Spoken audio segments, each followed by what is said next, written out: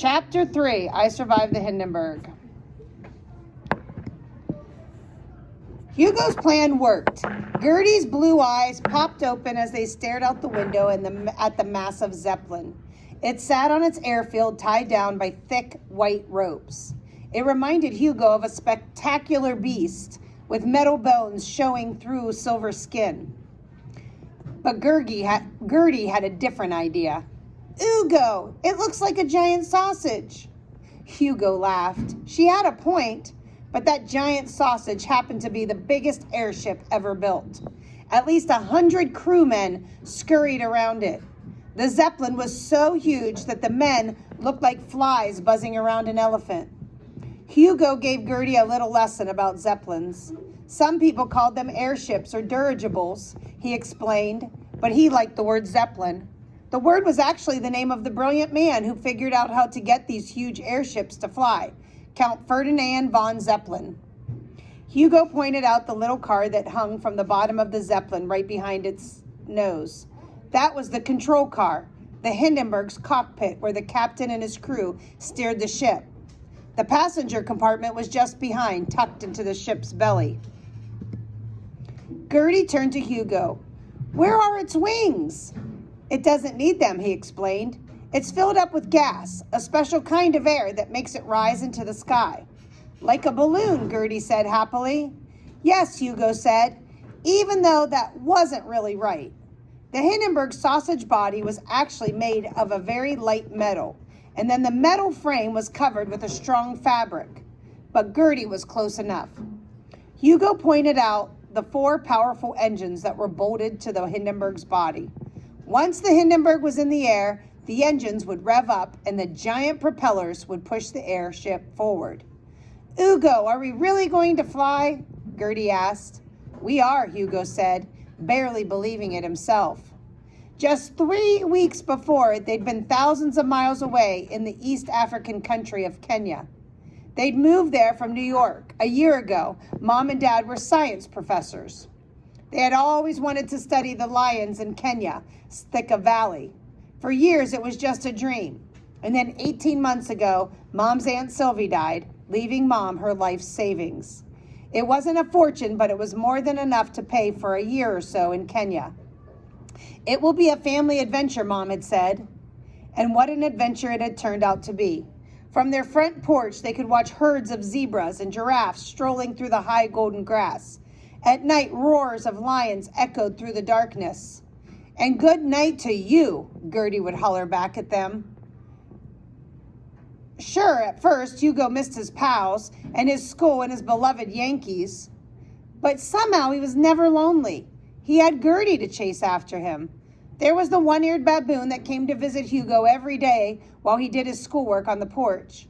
And then there was Panya, the ragged mutt that showed up at their door one day and refused to leave. He was a little guy.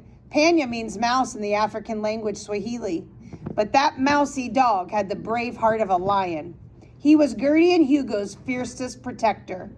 Hugo had seen more in the past year than most people see in their whole lives. He'd watched 20-foot pythons climbing up trees and mother crocodiles carrying their babies in their wide-open jaws. He'd seen the one-eared baboon outsmart an 8,000-pound hippo. But Hugo had never seen anything like the Hindenburg. The Zeppelin was known around the world. The Hindenburg was as famous as Hugo's favorite Yankee, Lou Gehrig. But never had Hugo imagined that he'd have the chance to fly on a Zeppelin. His New York pals would say he was the luckiest kid on the planet. Hugo felt anything but lucky, though, because this trip on the Hindenburg wasn't just another family adventure. They were returning to New York City because Gert was very sick. Her illness had struck 6 months ago. One day, Gert was her joyful self, and the next morning she could barely move, and her body burned with fever. Weeks passed, then months, and Gertie didn't get better. The fever would disappear for a few weeks, but then it would come raging back. Twice her fever got so high she almost didn't make it through the night.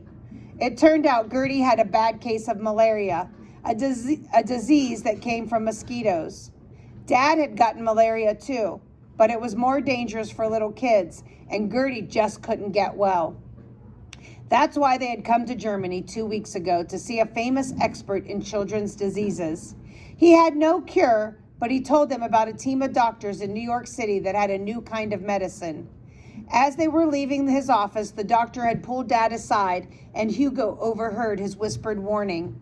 "Get your daughter back to New York as quickly as you can," he'd warned. "You are running out of time." Now Hugo wrapped his arms a little tighter around his sister and swallowed the lump in his throat. No, this journey on the Hindenburg wasn't for excitement. It was to save Gert's life. Chapter 4. Gertie dropped off to sleep in Hugo's arms, and Hugo leaned back against the wall. He looked around the room, wondering if he would spot any celebrities.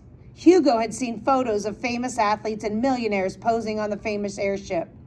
But from what Hugo could see, most people looked like rich businessmen and fancy-looking ladies. No Yankees, that was for sure. As he scanned the room, he caught sight of a group of uniformed men standing near the exit.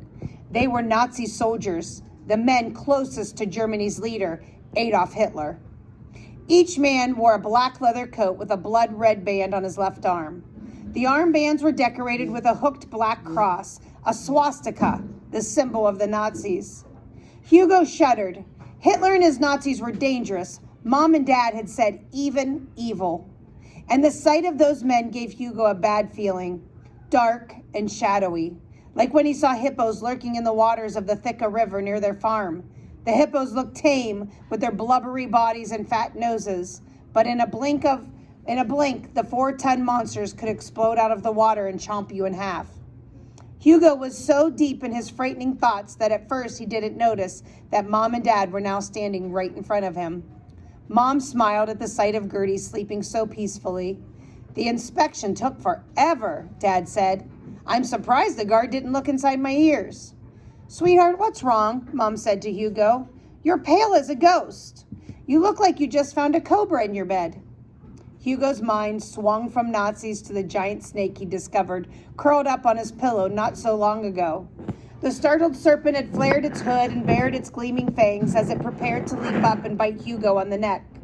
Luckily, Panya had come to the rescue. The little mutt had a bark so strange and ferocious that he could scare away the most fiendish beast. Garoo, garoo, garoo! Even now, Hugo could still picture the petrified snake as it practically flew out of the room. "I'm fine," Hugo said. "I just wish we were already in New York." "Me too," Dad said. "But we should try to enjoy this voyage. I think it's going to be unforgettable." Hugo didn't doubt that was true.